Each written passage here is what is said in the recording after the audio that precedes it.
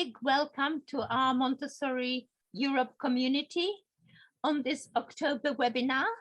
And we are delighted to share with you thoughts about professional development as prepared by Tammy Esting, a Montessori colleague whom we have met through Montessori Everywhere. It was a phenomenal experience and the friendship continued ever since.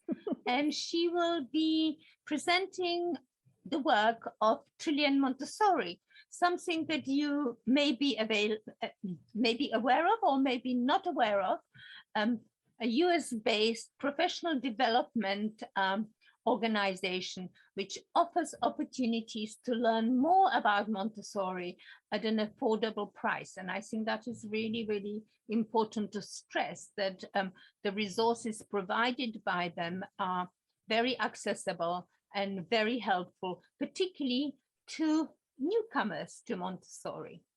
And I think that from Tammy's perspective, she is a perpetual learner. She's currently working on a master's study, but it is totally natural for her to present on the topic of professional development. So over to you, Tammy. It's a huge joy to have you with us again. And we cannot wait to share your wisdom and your experience. Thank you so much, Barbara, and to Wendelin in Montessori Europe. And hello, everybody. It's so nice to see some familiar faces. I am really honored to be asked by Trillian Montessori to share with you some of my journey, as well as my thoughts about being really a lifelong learner, and how, not only how I got there, but how we can very much support ourselves as well as our colleagues in the field in creating a Montessori developmental path. Quick bio, I was just chatting with Wendelin and Barbara to share that I'm a 16th generation American, which is, my family's been in the United States for a very, very long time. And I have my 3 to 6 and my 6 to 12 credential. And I am a teacher educator. I'm also nomadic. So I have had the opportunity to visit schools and training programs around the world over the course of the last 7 years in particular. But more than anything, as Barbara shared, like I have a deep wanderlust and a deep curiosity about everything, just about everything. I'm currently working on my Master's of Montessori Integrated Studies with Dr. Philip Gang at the Tides Institute. So that is opening up yet a new level of my own learning. I have a slide deck to share with you, so it keeps me on track, because I could chat with you all day, but I have a very clear mission in mind that I'd like to fulfill. And so I'll get that going. Okay, so here we are building a Montessori professional development plan. And I have some aims. I hope that they're in alignment with yours as well in being here.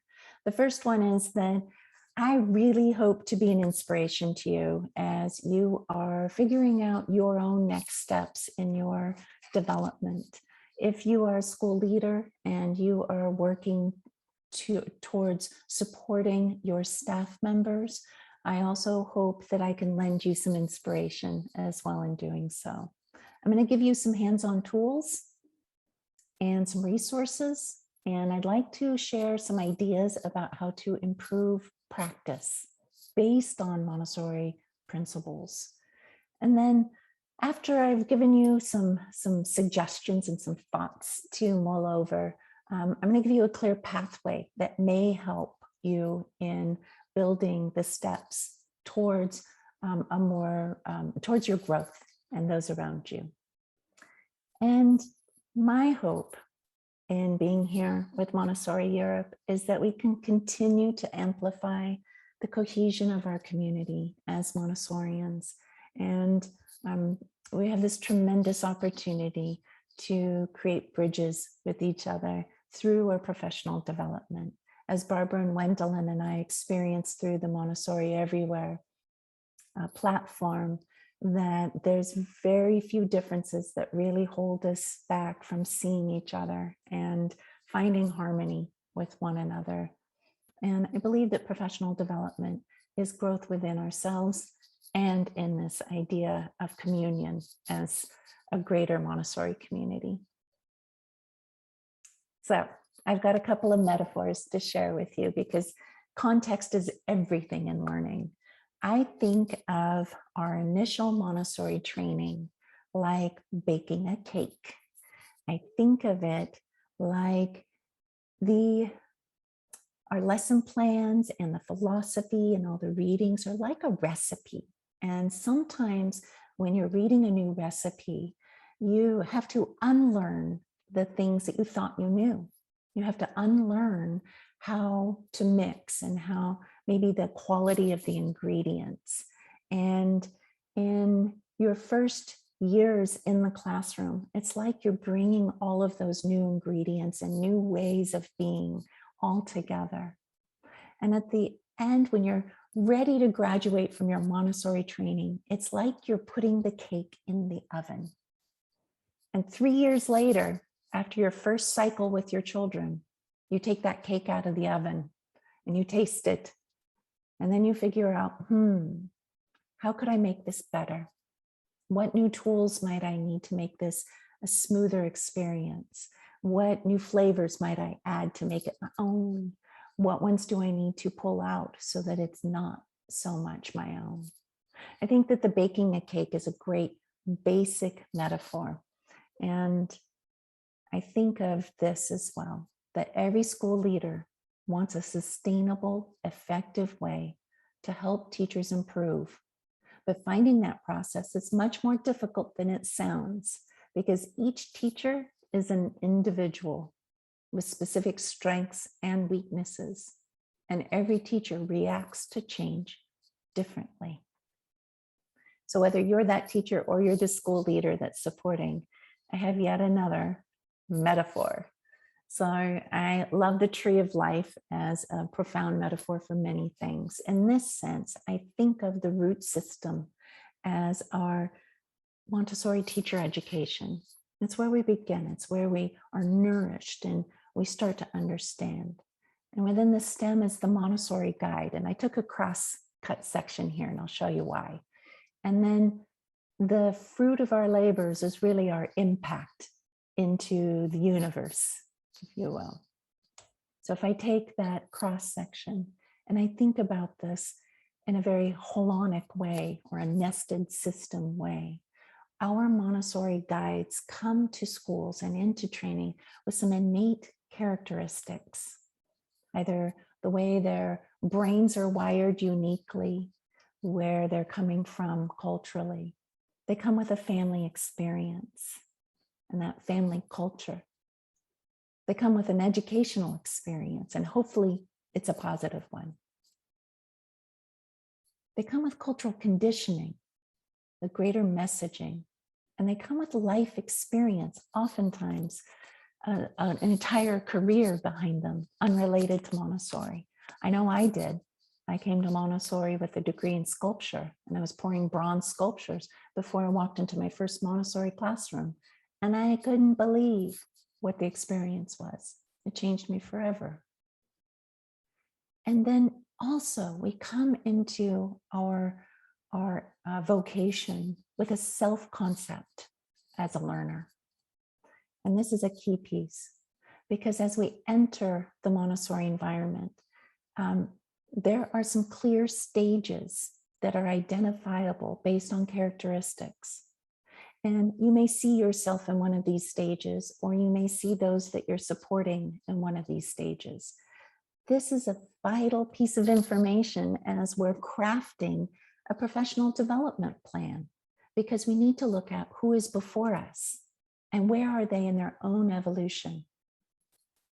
So the first one is a neonate learner or a nascent guide. And some of the characteristics may sound familiar. Nascent guides tend to be quite idealistic. They focus a lot on application.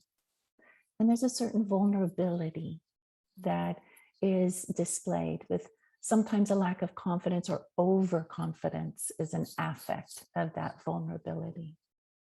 Some of the needs that they might have is freedom without abandonment. So having enough agency to move forward in their practice without, and being supported in a community without being left to their own devices fully. They need ongoing orientation to the school, or to the school culture, or to Montessori culture. So these are some really known needs. You probably could fill in more parts of this as well. And I'd love to hear more, because I'm still developing some of these thoughts and ideas. So the kind of support that neonates tend to need is protection from being really overwhelmed. And sometimes that means more hands-on support in classroom environments. They need regular dialogue and feedback about implementation, about that application, more of what I would consider the technical or mechanistic part of our craft. They also need a lot of networking opportunities with other guides.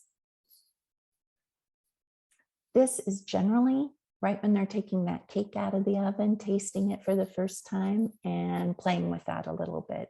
So I think about this, this neonate in the first couple of years out of training. And then they're consolidating between about 2 to 5 years into their new profession. Our guides have a very clear classroom focus, but they're self-motivated and more self-directed, and they tend to exhibit more self-confidence and joy. But they have some specific needs. They need attention. It's very easy to not pay attention to those that are high functioning in the classroom already, or ourselves, to know we got this, right? We got it. But actually, we may still need more attention to help stretch us from where we were. They need stability. Lots of changes coming their way can be very difficult to consolidate understanding of Montessori.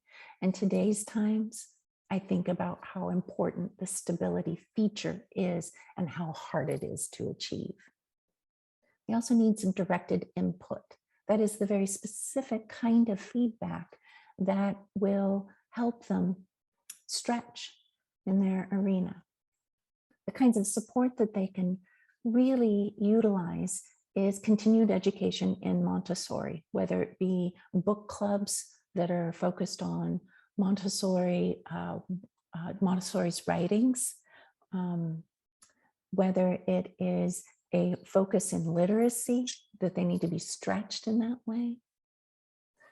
Observing others at the same level that they are is very helpful to support those that are in the 2 to 5 years in the classroom timeframe. And just like children's age groups, I'm not beholden to the chronological, walk of it's within this timeframe. But I do think that these characteristics help frame our own development as guides.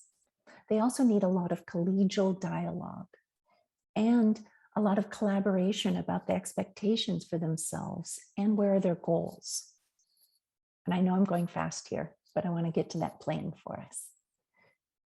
Here's where I live a lot of the time and where I perceive how Trillium Montessori really fits where these nascent guides, the neonates, those that are consolidating, and those that are at the 5 to 7 year time of needing more renewal.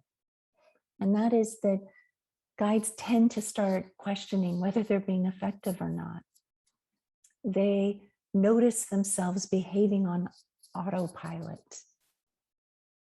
I have been this person myself where I get a little argumentative because I'm really holding on to what I thought I knew and I'm feeling vulnerable. And then a lack of enthusiasm is something that I have observed as well. Guides that are in this time of renewal have a need for the larger context of their work, that greater purpose. They need to be able to explore some career options, whether it's in the classroom that they've been in and how they can increase their leadership role, or maybe it's working a little bit, mentoring side by side, another colleague. Investing in further study is another need of this time.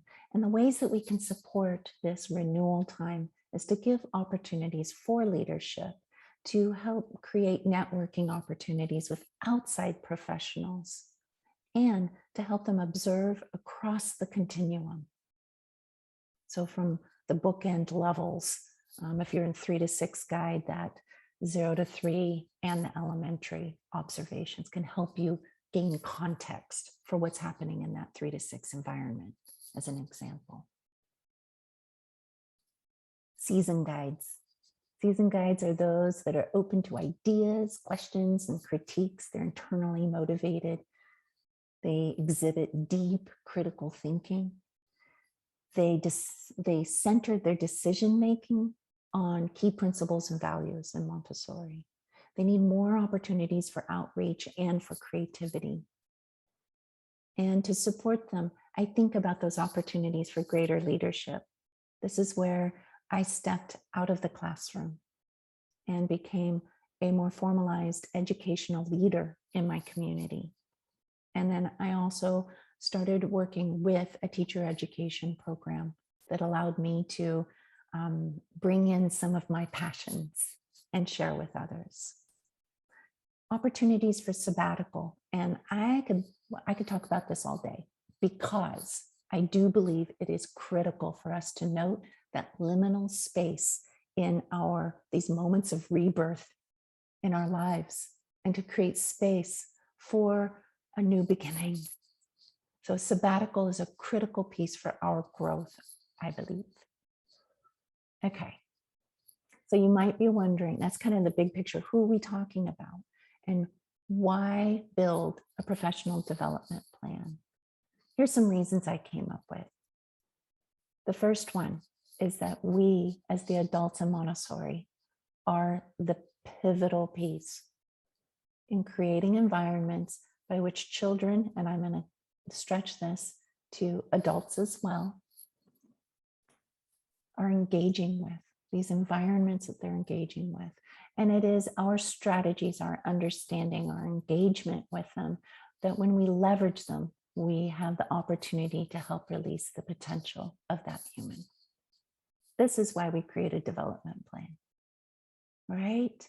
And I can break this down even further. When I think about growth, I think about individual and systemic growth, systemic in your community. So it might be systemic within the classroom.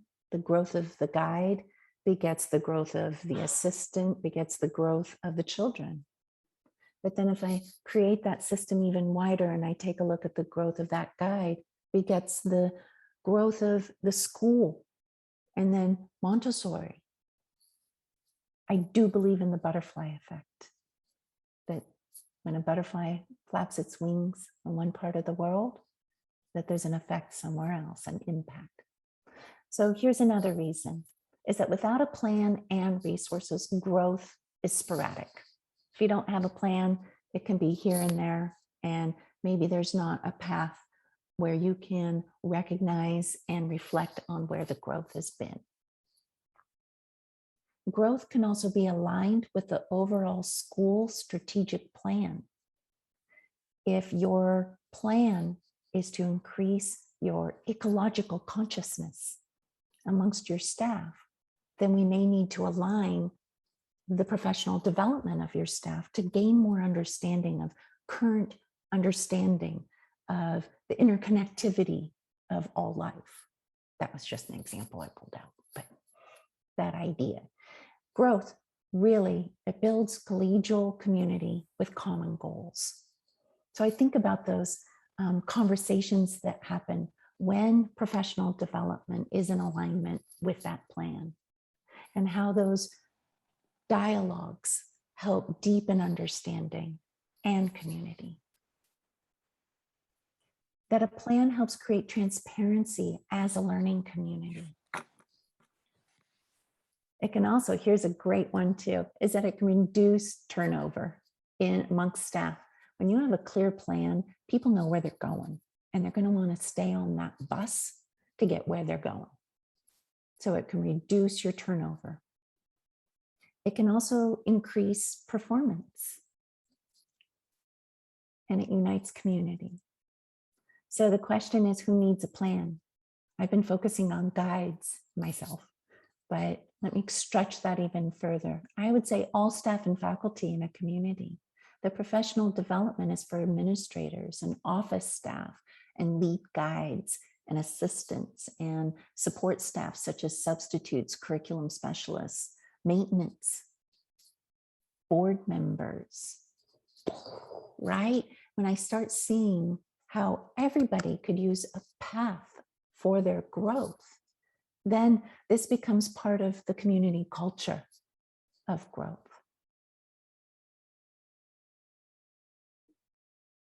So what topics do you plan? Dr. Montessori said, it is not enough for the teacher to love the child. She must first love and understand the universe. She must prepare herself and truly work at it. I'm a big believer in understanding the universe. I think it's a great place for people to, for our Montessori guides in particular, to put a lot of energy. But beyond that, there are some mandatory topics that most communities have to learn. So look at your plan, and I'm going to give you a framework here in just a moment, but there's some mandatory pieces. These are what are mandatory from my state in the United States. So interpret this from where you are and what mandatory topics you also might need to attend to. And here's a list that I came up with. One is anti-bias, anti-racism training, CPR first aid, bloodborne pathogens, nutrition and safe food handling procedures, positive discipline or respectful child guidance, I would say philosophy and techniques, inclusion and special needs, illness and injury procedures, sanitation procedures for cleaning, professionalism. This list can keep going on. What I do know about training is that one and done training is usually not enough. There needs to be some kind of a community work around that training so it stays alive, so the questions stay alive. One of the things I love about what Trillium offers is that you can go back and watch those videos over and over again. And so you can continue to refresh your understanding and pull new things out of that training. Dr. Montessori also said that the training of the teacher is to help life is something far more than the learning of ideas. It includes the training of character. It is a preparation of the spirit. And in that, I would also look at a plan that has customized topics. And by that, I mean to allow people's bliss, their passion to come through in where the training is, just like in our students' environments. I believe our adult learning environments need to be driven by high interest and choice. So in that, I think of things such as language-based training, such as a second language or sign language. I used American Sign Language in the classroom. And so one of my career paths and professional development plans was to learn enough to be able to use this into my community. Profound experience. Arts-based topics such as fundamentals of drawing, learning an instrument, voice lessons, learning more about the bells. STEM-based topics such as updating biology and botany or creating a maker space in your school. Montessori-based such as a refresher course that might stretch and deepen your philosophical foundation. Or nature-based, such as master gardening or risk-based play. All of these might be passions that arise in you and or your staff, and for you to be able to help craft a plan that includes this growth that will enrich, again, everybody around. So here's why you probably came, but here are some suggested steps for planning. The first one is, I'm a big fan of an administrator creating a file for each staff member to track their professional development. Some of that may already be required by your regulatory forces, but I do believe this is something that can happen in collaboration with the staff member, to do it with them.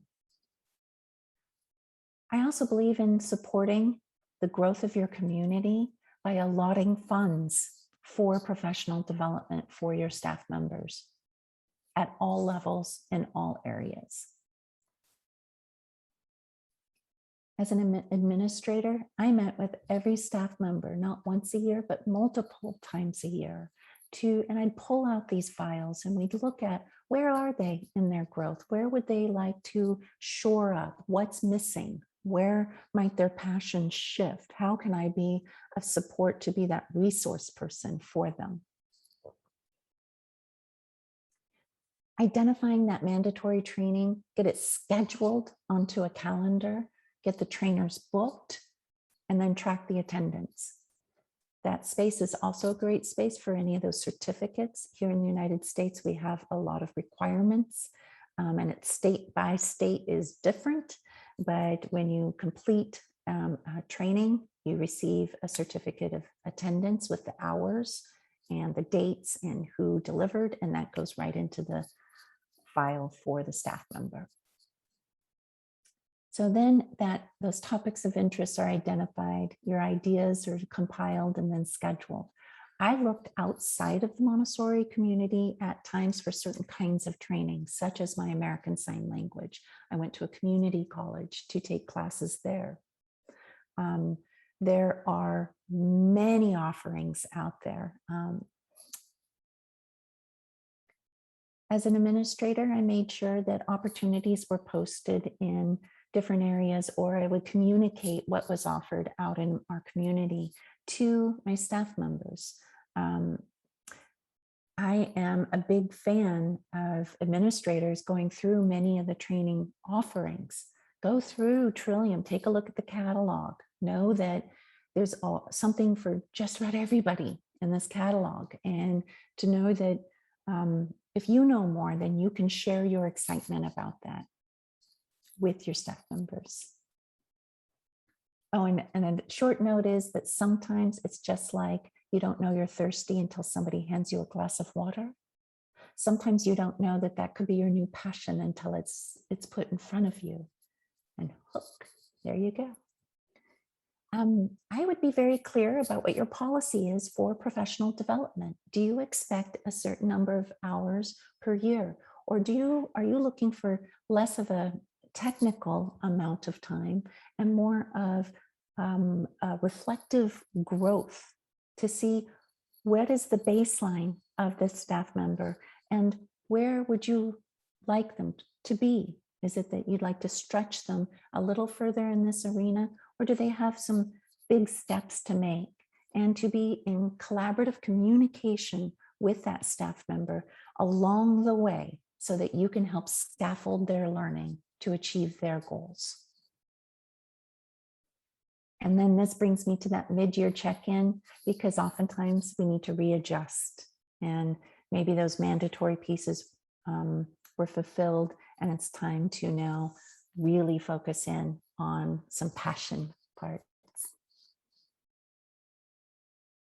Okay, what are some resources to recommend? I have infused you with a few from my beloved Montessori, Trillium Montessori, and you can find that at trilliummontessori.org. My company's Classroom Mechanics and Montessori Europe. You offer some amazing professional development opportunities, of which I have become a huge recipient of and participant in. Center for Guided Montessori Studies, Principles to Practice, which is it is a partnership between Trillium and Classroom Mechanics. and we offer a lot of classroom management support. Nido marketing is also another that's a great one for administrators